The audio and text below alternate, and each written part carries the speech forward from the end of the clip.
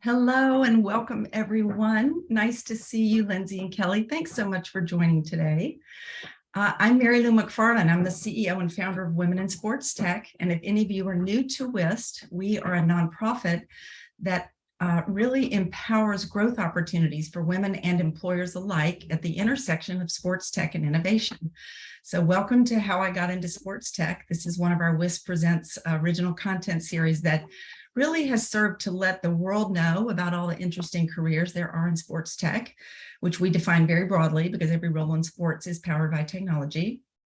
And then also serves to have incredible women like you two who work in our industry who can be role models for people who are interested in how to get into either the business side of sports tech or the sports science side of sports tech. So welcome. Without further ado, I'm so delighted that we're having this conversation. I've been a competitive runner my whole life. I still think of myself that way.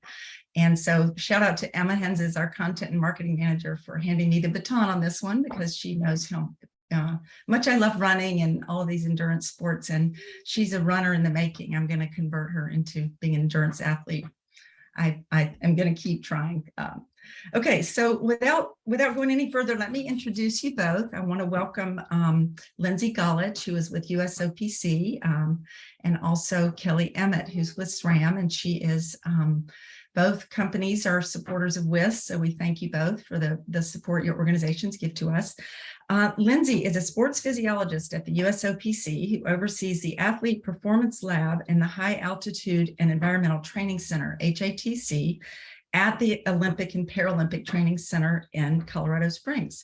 She works with USA Triathlon, USA Cycling, and other Team USA athletes in sports sciences and data analytics. And welcome to Kelli, who is a former professional mountain bike athlete. Such a cool just job title right there.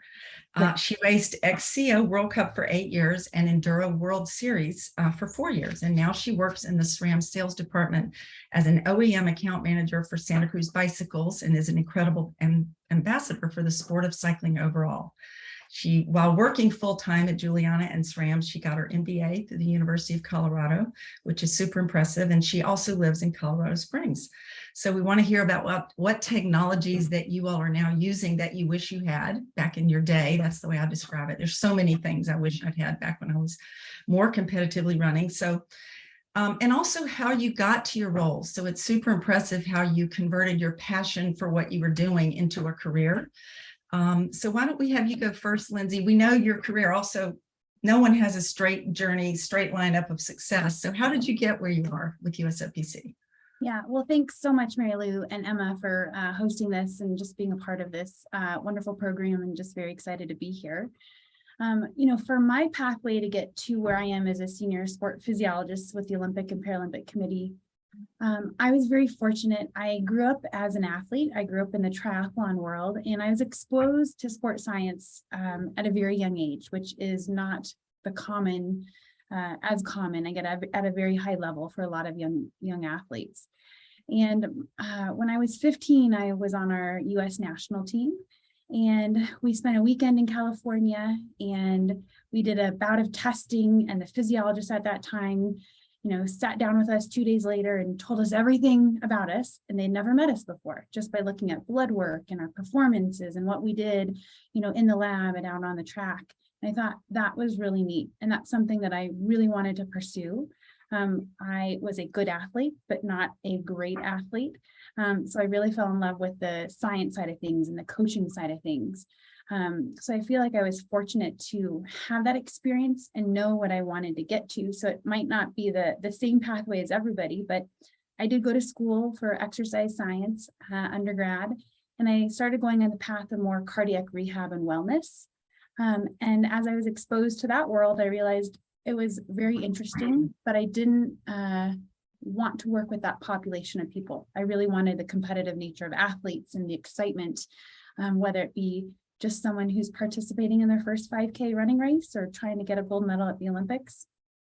So I was fortunate to find my pathway back into elite athletics and sports sciences. And however many years later, I was very excited when an opportunity came to be a physiologist with the Olympic and Paralympic Committee. And I did everything I could to get involved in it and to make that position mine. And I've been with the USOPC now for almost 7 years, and I've gone through 2 Summer Olympic cycles, and hope to be here for many more, especially as we get ready for the Los Angeles Olympics in 2028, which will be in home US soil. So it's going to be very exciting. Wonderful. Oh, that's all so interesting. And it started as a teenager, and that's when you first got the idea that this could be your career. Kelli, how about you? Yeah, okay, so my story is very, very different. But first, I want to say thank you so much for having me. I'm absolutely honored to be here today, especially representing SRAM, which is a wonderful organization. And if anybody has any interest in joining the SRAM team, please feel free to reach out to me. I feel so fortunate to have this opportunity. So thank you. Of course, thank you. Yeah, had a very different path. I think I was one of those children that was never really sure what I wanted to do with my life. I did not start out as an athlete at all. I was kind of a lost child, I would say, when I was younger.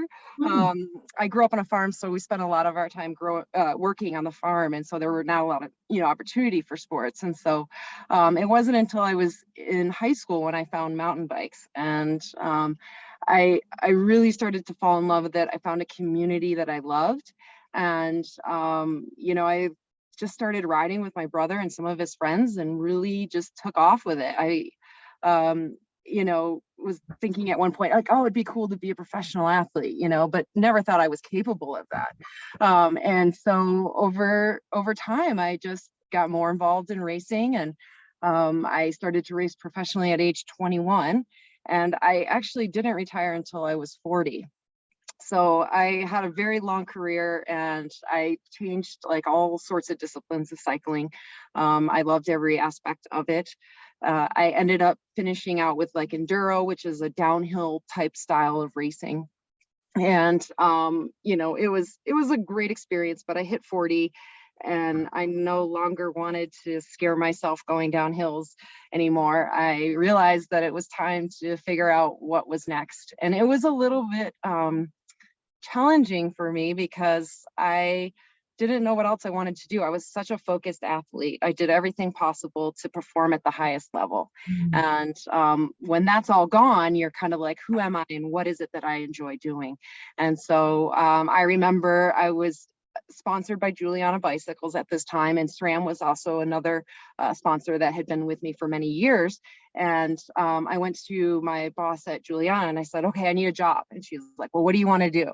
And I was like, I have no idea. And so she's like, okay, well, you're gonna have to take some time to think about it and really like dial in what it is that you could help with the organization. So I really had to figure out where I fit in and where I would be useful. And so and open myself up to opportunities. And I think that's really key for a lot of women that are out there looking for jobs and not really sure what it is that they want to do. Sometimes you just got to start doing something and figuring out, sometimes that helps put you in that right trajectory. So I started managing the race teams because I knew racing very well for Juliana and running their ambassador program and events and all that sort of stuff. But I was having to really dive into a lot of the bike geometries, the kinematics that go around the suspension, because that makes a big impact when you're downhill racing. So I learned all the intricacies and the componentry of the bikes. And so I started to really enjoy that aspect of cycling and really just dove into it completely, learned a ton about a lot of the new technologies that bike companies are coming out with these days. And then a friend of mine approached me about taking a job at SRAM. And she said, with your background experience and the race teams and stuff, it would be really beneficial. And she was a huge proponent for me moving over to SRAM as an account manager. And so I moved over about 1.5 years ago, and it's been an amazing learning experience. SRAM is a very innovative company, so you're just always on that cutting edge of learning about new stuff that's coming out. A lot of the times, I work with bike companies, so we're like, talking about model year 25 and 26. So, you kind of get this futuristic look of what's to come, and it's pretty exciting. I've really enjoyed working here, and hope I'm here for a while. Well, that's just fantastic. I don't think I realized that you rode professionally so long, but the fact that you got your MBA while you were riding, I think that's really very smart use of your time there to prepare for the next step. So along those lines, let's now dig into some of the technologies. And Lindsay, as we look holistically at all the work that you do with athletes, I know data capture is a significant, goal for you, but then how do you use the data and have it become actionable for coaches and athletes? And I'd love for you just to tell us some of your favorite technologies, and you might even have a slide to share that would give us a good overview. I do. Yeah, I'm gonna share my screen just so you guys can see a picture of a few things here. And I think one of the more important things too to start with is that knowing what sport physiology is. It's a very all-encompassing area of sports sciences, but our main role as physiologists is to work with athletes and to optimize their potential. And we optimize their potential by using all these technologies and resources around us. So these technologies, where we're in the world of these wearable technologies, is extremely fascinating. I feel like it's also accelerating what we're learning about a lot of sports. The sports that I work closely with, and cycling and triathlon and a few other sports, they're pretty data driven. So there's a lot of compliance and they're early adapters to technologies, but there's other sports like boxing and wrestling that with these new wearable equipment, that we're learning so much more about the athletes and how they respond to training and how they're improving. And so it's really great. And in the world of sport physiology at the Olympic Training Center, we tend to create focuses around the upcoming Olympic Games, whether they're summer or winter, and what maybe big impacts as a country we're going to face, whether it's time change, so jet lag and travel fatigue. This last summer games was in Tokyo, so it was very hot and humid, so a lot of extreme environmental conditions. So that tends to be where we put a lot of our focus. The next upcoming Olympics are going to be in Paris in 2024. So nothing extreme like Tokyo on heat, but we have difficulties of time change. There is going to be a heat and humidity component of being in France in the month of August and September for Olympic and Paralympic Games. So we do want to keep that as something that we're focusing on. And here on my slide, you can see there's a few things that we look at as sweat testing. So we're looking at this composition of someone's sweat. And we use these simple little patches, but we then run them through different devices, and we're looking at the concentrations of sodium and potassium and magnesium. So you have to put on your chemistry hat and figure out what that means, and the sweat rates and the osmolality of drinks and that you're consuming, and how to balance that in training in dry environments and hot environments, and then all the other fun things that go with it too. Again, some of these images are just a few snippets at what we do on a day-to-day basis. But I think the biggest thing that we get from all of this is, how do we take each of these technologies and put them in a comprehensive way that we can deliver that information to athletes and coaches? And that's where the data analytics side of things is really fascinating. It's a background that I have in. That's what I got my master's in data analytics and athlete performance. And finding ways, again, to figure out how to understand what's happening, not just at sweat, but why, as an example, and how then do we create change. And it's really exciting to go through all of that as we're looking at technologies. I think some of my more favorite technologies and things that we're using from a data analytics side are these athlete management platforms, these AMPs, where we can congregate all this different data, and we use all these different APIs from technologies, which is great. And we can create a centralized location for myself as a physiologist, for the coach, for the athlete, if there's a dietitian, if there's a strength coach, if there's a data analyst, that we can all have access to this central place of information. And I would say, where are we in that world of technology and sports? It's good, but it's not great yet. Mm-hmm. And it can be better. And I feel like that's something for all young women and men out there to think about, different ways of how to keep finding a way to have that information to talk to each other and not just have it in a centralized place, but be able to understand it and then put something into action and into play. I always get asked that if I went back to school, would I do my same degree? And I said, yes, but rather than having like a nutrition minor or a health science minor, I'd actually get a minor in computer science. So I could actually understand that data side of things. I learned to write code poorly, but at least I can do it. But I think it's so critical in this fast moving world of technology that we have, just to understand that you don't have to be the best at it, but having the ability to communicate with those that are is really critical, not just in sport, but in any type of environment that you're in. And especially as you communicate with the athletes, right, who are definitely not engineers usually. And how much, Lindsay, how much of the data that you collect is self-reported versus captured in a technology that you give to the athlete? Yeah, that's great. It really depends on the different types of sports and athletes that I'm working with. So in cycling, I would say we're probably closer to about 70% of the technology out there that's captured from the actual training or competition or sleep or nutrition. And then there's definitely the importance of the biometrics. So how well you slept, just your mood for the day and different factors we might be asking.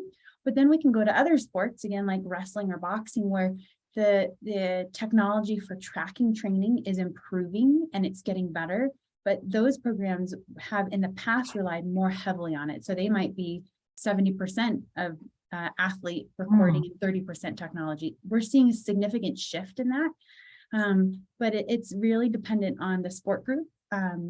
So it's exciting. So if you have a technology in mind of something like that, there's a lot of sports out there, especially in the Olympic movement, that are very interested in learning and finding new ways or enhanced ways to capture their day-to-day training, and go for more objective measurements in addition to those subjective measurements.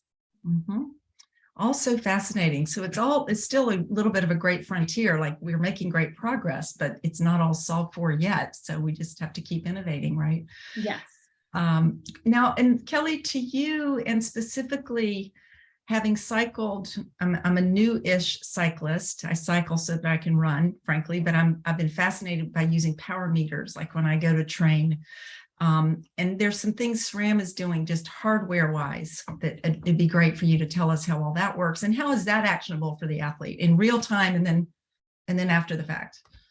Yeah, so the power meter has just been an amazing training tool, and it came about like I want to say like mid 90s is when I remember it first, like, being used by the top athletes. I mean, it was such an expensive tool that really so few people had access to. So this equipment, is getting better and better with time, but is really just an amazing training tool for a lot of different athletes. Cork is the company that is under the SRAM umbrella that makes these power meters. And I'll just kind of step back for a second and describe what a power meter is, because maybe there's some people here that don't really know what it is. So as you guys can see in the picture on the left-hand side here, there is like, I don't know if you can see my arrow, but there's a bunch of sensors in the crank.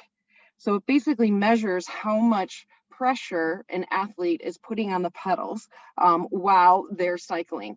And so each pedal stroke is measured by this power meter. So it basically, that amount of pressure will tell, a coach who's reading these files how strong an athlete is. And so, this will measure every single pedal stroke throughout a ride. So when you get done with your 4-hour ride, you're going to see how much power you were putting on these pedals for the entire ride, which is like, endless data for a coach like Lindsay, who's looking at this and, deciding, one, how strong is this rider? Because that's what's telling her. It helps create a baseline for where this athlete is at, but then also you can measure how much stronger this rider has gotten over time. How is this athlete adapted to a coaching or for a training block, let's say. If they've trained really heavily and had some good rest, are they stronger from that training? Are they still fatigued? Are the power numbers not what they used to be? And so it's really just like great for creating a baseline, measuring performance, but then also if an athlete is tired or not performing well, sometimes, the information from this power meter will let the coach know that, okay, there's some additional rest that's needed. So this will help with, creating burnout and, over fatigue for some of the athletes. So all of the top athletes, I'd say probably all pro athletes use this as a training tool. Cork has done a great job in really reducing the cost of these and, making it more accessible for everyone. I work with a lot of bike companies that will now be like speccing this on their bikes, which in the past, like it was always kind of an add-on that you had to buy at a later time after you purchased your bike. So we're seeing, more and more people really embrace this. And, heart rate has always been a great training tool that people have used in the past, but this is more specific and allows its coaches to create like a very tailored training program specific for that athlete. So it's a fantastic tool, and I think it'll just become more and more accessible in the coming years. Kind of like now every Garmin has a heart rate monitor. I think every bike's going to have a power meter at some point on it. So yeah, this is one of the newest technologies, and SRAM is expanding on so many more, and we'll get into that later. But yeah, this is a pretty great tool. Are either of you using technologies that rely on AI or that are incorporating AI into being a little bit predictive in terms of what to expect based on all of these, inputs? I'll let Lindsay go ahead. Yeah, I would say yes. I mean, I think at the end of the day, everyone is looking for something that's predictive in performance or injury prevention.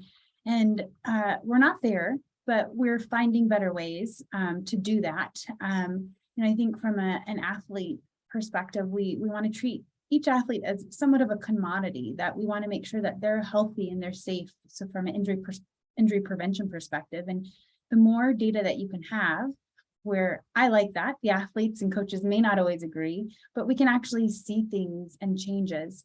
I have another slide that maybe can just show a quick illustration of that. I'm going to just share my screen real quickly. And this is looking at sleep data. So something that we use from an AI.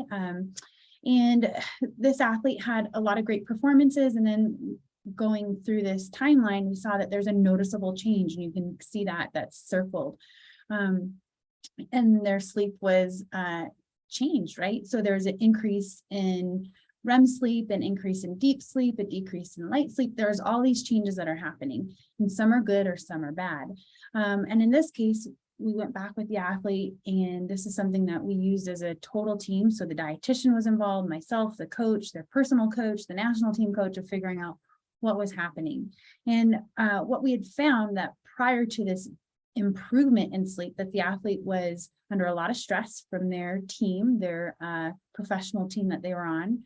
They were traveling in a part of the world that they had never been to. They were in Asia for a long period of time, and that was a challenging situation. Nutrition was significantly disturbed because of those changes, and that was all impacting their sleep. And so it's just the total mental health wellness of this athlete that we could see from, an AI, an API system that we're able to then direct towards performance and say, okay, is there a quick and easy intervention that we can do? And in some cases there was, other cases we kind of just had to, you're in Asia until you get back to a more comfortable environment, but they're letting the athlete know that there's a lot of different entities, understanding what's going on, what we can do to improve their happiness and contentness, and then it improves their sleep, which then improves their performance, improves their diet and weight balance, and all these different things. So this is just one small asset or aspect of it, but you can take this and you could do 10 or 20 different things, and you would get a similar understanding. But I think the most important thing here is that each one of these dots represent a day of data. So the more data that we have, we're able to see a more clear picture. So if someone was looking at a sleep data in this case, and we only had maybe 10 or 15 or 20 points, it might not be as conclusive. So that it goes back to where an athlete is being compliant and understanding the benefits of using these technologies, and then hopefully having someone like myself be able to interpret it for performance and just overall well-being. Absolutely amazing. And you mentioned the platforms you communicate with the athletes. Are you relying on something like a Training Peaks in terms of altering training based on what you just have learned from this feedback from sleep, for instance? Yeah, exactly. So Training Peaks is an athlete management platform, and there's other ones that are out there, Final Surge, there's quite a few out there. And I would say we rely on that as a place to congregate all the different types of data. So we have a centralized location. Those platforms have the ability to look at it from a macro scale and then even maybe on a micro scale. Some do a better job than others, but it still can be very helpful. And I find that a lot of those platforms, Training Peaks as an example, is that it can give you a very good 30,000-foot perspective on what's happening.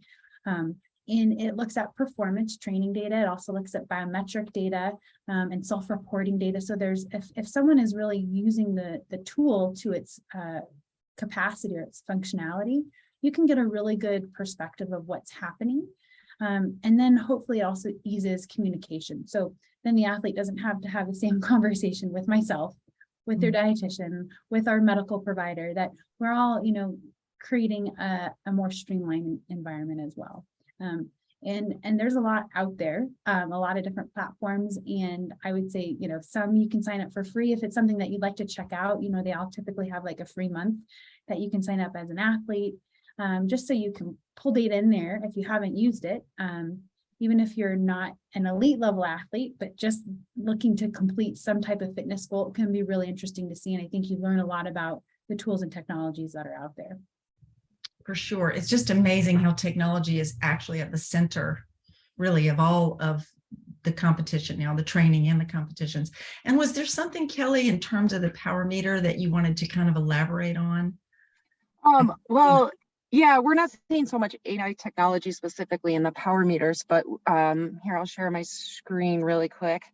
But we are seeing some of this AI technology used in flight attendant, which is a system that we have that can actually read the rider body position and the trail conditions, so that the suspension on this mountain bike open and close based on a lot of the feedback that it receives. And so this, I know, is something that maybe people are like, why would you want this? And it is actually much more efficient for a rider to be able to focus on the trail that's ahead versus wondering, did I lock out my suspension? When you have stiffer suspension and you're on a smoother surface, it's much more efficient than if you are in on a terrain that's really bumpy and rough. You want to make sure that your suspension is absorbing a lot of that terrain versus deflecting off of it and causing you as a rider to expend a lot of additional energy. So this is a new system that came out that SRAM launched last summer. And again, it's doing a lot of the thinking for the athletes so that they can focus solely on performance. So there's not a worse feeling out there than when you have all your suspension closed and you drop into a descent and you're like, oh crap, I forgot to do this. So, taking away that that potential problem is really, really beneficial for athletes. And so this is something that SRAM is very passionate and excited about. It's fairly advanced technology, and all of it can be adjusted and tailored specifically for the rider and their style on the Access app that we have. It's just so fascinating. And you mentioned something that we haven't talked about yet, which is biomechanics. So, right, if my bike has locked me into a position where at the end of the day, that's what it's actually about, is my body feel like it's in the right position for me to perform right now? That's interesting. I wasn't aware of that aspect of this new technology. That's very cool. And I don't know, Lindsay, if you wanted to speak to any of the biomechanics and maybe the use of computer vision in some cases. Where's your level of use and trust there? Yeah, I think with the biomechanics, it's huge. And so I've got another slide here that I'll share. Just as Kelli was talking, I have all these things going in my brain of like, oh, that's what we use it for. And the applied side, whether it's on a mountain bike or a road bike or whatever it might be. But here we just have a picture of a track cyclist at our velodrome. And this is a very simple biomechanics. We're just looking at the athlete's starting position. And so for this athlete, if you can see my cursor, where their foot is in the foreground, we're really trying to optimize looking with a power meter, in addition to their body biomechanics, of where the optimal position of their foot place is to create the most initial starting power. And we all know from the culture and the history of sport that this right here tends to be where athletes like to be, but that is actually not always the case, depending on the athlete's weight, strength, muscular imbalances. And then this changes drastically when we take this to our BMX athletes, where they're starting on this really steep ramp and they're pressed up a starting gate. So there's all these different things that we're using power in addition to biomechanics that we can't just see with our visual eye, that we actually need additional technologies to understand those just micro changes where, again, we're trying to optimize performance. And then it goes back, we're having an API where we could bring everything together. So we're not having to look at things individually, but hopefully everything can be overlaid. That makes a really big impact for athletes and coaches, bike manufacturers, pedal manufacturers, power meter manufacturers. There's all these different things. It's this kind of butterfly or waterfall effect, if you will. There's so much with the video analysis and computer and tracking and different things. I think it's really exciting. Here, just at the USOPC, we're actually having a data summit conference that's going on the last couple of days, including today. And it's come up a couple times. We had someone from the Spurs speak a couple days ago, and they said they were, really hoping that at some point that they can get video analysis, motion capture of biometrics without having to have, these little dots placed on a body where a video has to track them, that it can actually do it naturally. So it's less invasive to the athlete. So we're not quite there yet, but I know so many people are working on it and it's very exciting. So I think at the end of the day, those things can be really helpful for a quick turnaround for information gathering, a quick visual for athletes and coaches and staff to understand the quick mechanics or overview of what's going on. But then I do think you still have to kind of take a step back from the data side after you've looked at that video and make sure that the markers are correct. And that takes a little bit more time rather than just that instant gratification. I know some sports are much more advanced in it than others, and that depends on the speed and location, indoors versus outdoors and different things. But I know the video analysis side of technology is huge, and it is something at the USOPC when we look at all of our sports from able-bodied to Paralympic to summer and winter. It is something that we just can't get enough people in the doors to help us do that and to do it efficiently, timely, and to be meaning to be able to capture that data and have a quick turnaround time for athletes and coaches to view it. So interesting. And, it also then brings me to when you just speak about overall, we're trying to touch on all the different aspects that are involved with coaching endurance athletes. You'd have to talk about mental wellness as well. And I wondered if you as an athlete, Kelli, you, Lindsay, if there are specific technologies that you're using that help to both report how people are feeling and then maybe improve how they're feeling.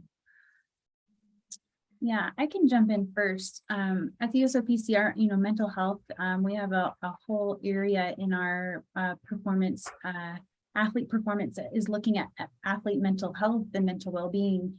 And I would say right now, that way of using technologies is still in its infancy. And part of that is maybe some medical HIPAA violations that we have to be mindful of for privacy for an athlete and our providers. But one of the ways that we can quickly connect with an athlete is sometimes just looking at sleep. And so that first one of those slides I showed is this: if an athlete has irregular sleep patterns or has a significant change in their sleep cycles, it's a way that we can use technologies to communicate with our athletes and bring up conversations that maybe help to open up the doors to increase other areas that our mental health experts are passionate about and have this amazing background in, that can really help athletes improve upon and work through. And I think it's just really critical. And then, we have the old-fashioned way too, which works quite well, is just some surveys as well as self-reporting, and an athlete and people just being honest in how they're feeling and what they're doing. And then that helps to instigate kind of the next steps of action if there's a needed action within our mental health team. Mm-hmm. Was there anything you wanted to add in that regard, Kelli? As Lindsay said, everything is in infancy stage right now. And, unfortunately, like SRAM hasn't come out with any sort of hardware or, new technologies on mental health at this time.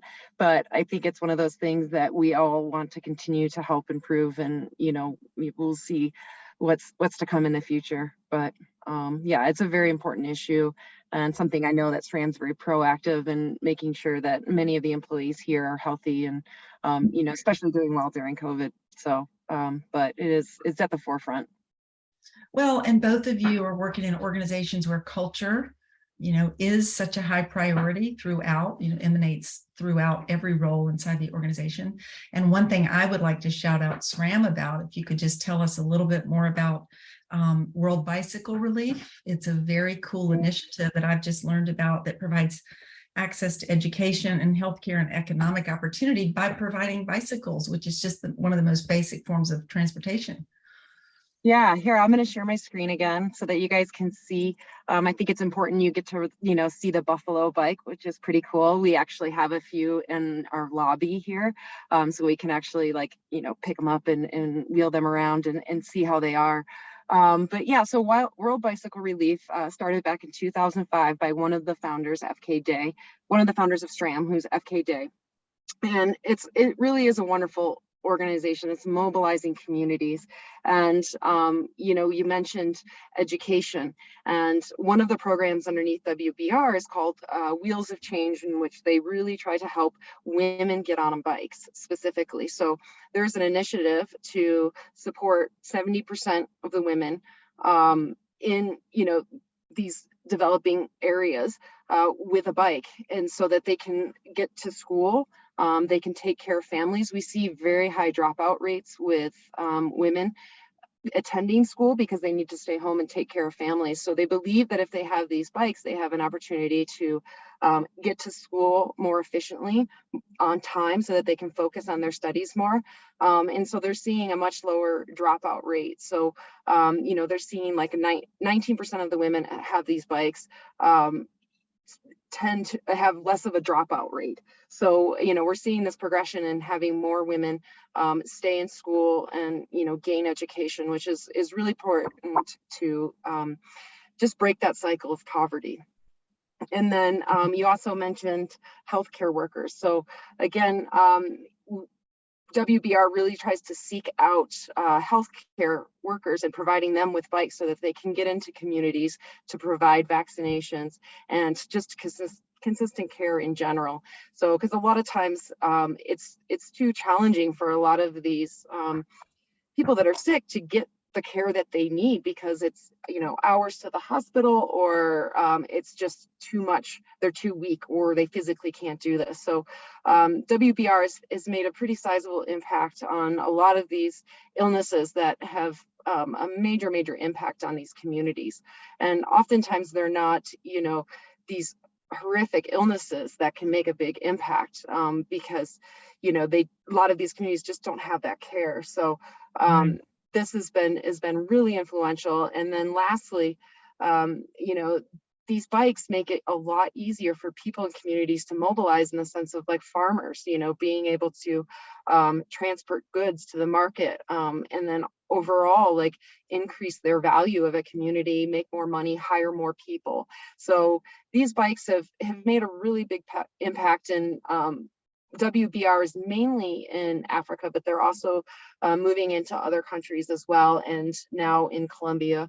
So they're working through South America. So, but one thing I forgot to mention is that these bikes are given to communities, but then these communities are also taught how to take care of the bikes, how to get new pieces of equipment so that they don't break down, or if they do break down, they know how to fix them. So they're also empowering people within those communities to work and build up these bikes as well. So it's a wonderful organization, and they have a goal in 2025 to donate 1 million bikes. So I think I just saw on the website this morning, the SRAM website, because we get regular updates on how the organization is doing. They've donated 675,000 so far. So they're well on their way. And if anybody wants to get involved, I highly recommend going to the website and checking it out. There's multiple programs. I've just lightly brushed over what the organization does, but there's an ability to donate. There's also ways to get involved where you can go to communities. My mom actually had the opportunity to do this, where she went to Africa and was able to donate these bikes to the community. So it's it's a great example of technology, sports technology companies making sure that we all recognize we're part of a larger world here. And so before we go, we do have a few questions. Thank you for sharing that, Kelli. What would you, in 30 seconds or less, because I want to get to Q&A real quickly. What's the advice you would give to yourself when you were younger? If you could look back, is there anything you would want to tell yourself to do or maybe do differently to get where you are right now? Gosh, I don't know. Like if I would, what would you tell your younger self? What would you tell your younger self? I mean, I think one of the things is that be open to opportunities. Don't be afraid to network and get to know people. I think that's been really valuable to me over the years, and just creating connections with people within an industry that you're interested in. That's really helped elevate me. And so I think in that sense, oftentimes I believe we're on this path for a reason, and it, brings us to the point that we are now. And maybe if we didn't have some of those experiences, we wouldn't be here today. So I don't know if there's any big regrets, but I think in general, just be open to opportunities and don't be scared to try anything. We learn our greatest lessons by failing. So. Well, that's exactly right. I say you always learn more when you've lost than when you've won, because you're going to have to go back and think about that. Lindsay, what would you say? Yeah, I would say within the world of education, you stick with it. Myself, going through high school and even my undergrad, I was not an A student by any means. I was very average. And even in my first exercise physiology class, I think I got a C. And this is what I do. I barely got a passing grade to take exercise physiology 2 the next year. And I think for me, what I found going through my education is that as I was getting closer to doing the things I wanted to do, I was able to create more connections, and my enjoyment in school went up. My grades went from, a C average to a B average. And by the time I got my master's, an A average, just because it was things that I was passionate about. And it might take some time to do that route. I took almost 7 years off after my undergrad before I went back to a master's program. And I'm glad I did. I'm glad I had that life experience, but I'm also fortunate that I was able to get into a program that had a focus of athletes, but it took some time and dedication. So I think don't let those obstacles or timeline or age or what your GPA is be like a hurdle to what you're trying to achieve at the end of the day. I so appreciate you sharing that vulnerability, because I loved science and math when I was a high school kid, and I had a chemistry teacher who just didn't think that girls belonged in his class. And the advice I would give is don't let a person or a teacher ever, or a coach deter you from what you feel is your path and what you actually want to be doing. Because if you really do care about it, you're passionate about it, you will become better at it just because you're learning, right? I always say courage over comfort. You just got to put yourself out there. So we're going to go a tiny bit over. Do you guys have a couple more minutes? Yeah. Okay, good. So we had a question about intangible metrics around sleep, stress, recovery, and mindset around the holistic development of the athlete. I think that we covered that question. Was there anything else that you feel like you didn't get to add in that regard? Technologies, specific things that help with the holistic kind of aspect of athlete performance? You feel like we covered that? Yeah, I think, there's just so much that goes into it. One of the biggest things I also want to say too in that technology is that we don't want to have analysis by paralysis or paralysis by analysis. Yes. We knew what you meant. So I think it is critical to have the technologies from a competitive perspective, from a holistic perspective, but at the same time, sometimes you just have to turn everything off and get out there and do it. Yes. Yes. And so I think the more information we have, it allows us to, in hindsight, see shortcomings or opportunities for wins of whatever that means. I think it's critical for that, but at the same time, it shouldn't hopefully dictate what your potential is, whether it's sport or profession or whatnot. So I think it's really critical. And my physiology side is I love the data, I want the numbers, but I understand that's not how everyone operates. So it is a bigger holistic perspective as well. Well, what I wanted to add that you may face, Kelli, especially in your role, is you're going to have early adopters technology, then the bubble where we all everybody jumps on board. And then some people literally will still recruit and scout and do work on paper and pencil. And it doesn't matter how much you can improve their efficiencies. But, what would you say to that, Kelli, too, just in terms of people's different comfort levels with whatever the amount of technology is involved? Yeah, I think sometimes technology seems intimidating. You're kind of like, how do I use this? Oh, I'm not very good at this, or, this is challenging. How do I use this piece or whatever? There's always like these questions and doubts that, technology is useful. But I think oftentimes the proof is in the pudding, in the sense that you can see actual gains. You can see, your performance level, and sometimes be able to justify reasons why you may not be feeling the way you're not understanding what you're feeling or why you're tired, or sometimes all this technology can really help you get a better understanding of yourself and who you are as an athlete. So I think a lot of times you just have to let people know that this is a tool to help them to perform, to be better. And I think all athletes really want to be the best that they can. So, not to say that there's times where I know when the numbers weren't telling me or showing me what I wanted to see, you kind of were like, oh, this is making me madder and madder, and you're frustrated. And, but oftentimes, you do need to just set it aside, get out and ride and enjoy the experience, what Lindsay had touched on. But also they can be amazing tools out there to help your performance to be better. And I think ultimately that's why athletes push themselves, to be better. So I think you just need to show that this is a tool to help them get there where they want to go. Well, and what I wish that I'd had too was what were all of my data points when I had my PR, when I did my best. Yeah. How do I strive to replicate that too? So it's not just the bad day, but when I had an excellent day, how do I try to replicate that? Exactly. Super helpful. So one last thing, and then we'll let you go from the audience, is what are you most excited about that's coming in the next 2 to 5 to 10 years in terms of innovations in your roles? I'll jump in real quick. E-bikes. I really enjoy. My husband loves his e-bikes. Yes, they're so fun, and I think we're just seeing this progress so much. So, I mean, it's funny.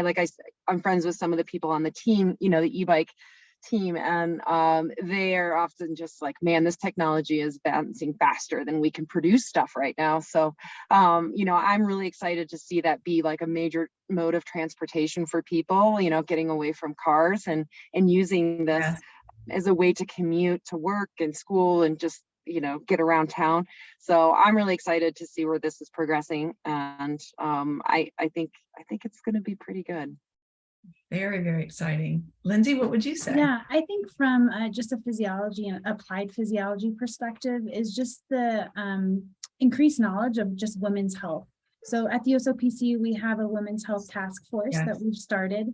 And we have these monthly webinars, and they're great education. And I know there's another question in the queue there about what women's technologies and different things are out there. I think there's so much that we're learning from female athletes of all different levels during your life, as a young athlete, as an elite athlete, as a new mother, postpartum, during pregnancies and different things.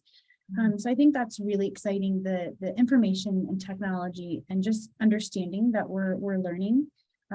It's still in its infancy because it's a smaller population to grasp and less research out there, but it is thriving. And I think in the next 5 to 10 years, we'll see a lot more information around women's health, which is really exciting. So I think too, there's a question is what's one of those technologies? I think there's not one that I would say as a technology that's that I think is the best, but what I found what's really interesting is just women's tracking of cycles and how that changes performance and health and mental well-being, whether it's something you're keying in on or not. I think that area is booming in the technology API, especially within athletics. So it's something that we're interested in looking at and seeing as this Women's Health Task Force, what's out there and how that can be applied to athletes. But there's a lot out on the market, but I think check it out. If you haven't seen one, if you don't have one on your phone, it's interesting. Even if you're not a female, if you're a coach or someone, it's still very informational. And it is a critical aspect in just athlete and female athlete performance. Oh, that's such a great place for us to leave on. And as our friend Helene Guillaume at Wild AI, everyone, are you familiar with Wild AI? She says it best. She says, we're not men. Like, we've been trained like men. Like, it's so simple. We're not men. We shouldn't be trained how men are changed. Our physiologies are so different. And it's just such a wonderful place to end on, Lindsay. I also, as a mother of 2 daughters, and just for all of my sisters everywhere, I do think there is so much for us to learn and to gain that's specific to women's health. So with that, I think this is a great place to stop. We've gone a little over. Thank you so much. I could keep talking with you both for hours and look forward to when we can meet in person. Hopefully I'll be out in Colorado Springs at some point, but thank you both so much. It's been wonderful. Yeah, thank you so much. Thank you. Yeah. Okay, good. Thanks everyone for joining. Please know that all of this we will be sharing the entire session together on our website, and we'll also cut it into clips so that you can capture all of the most important takeaways that we found from today. So thanks everybody for joining. Hope you have a good afternoon. Take care.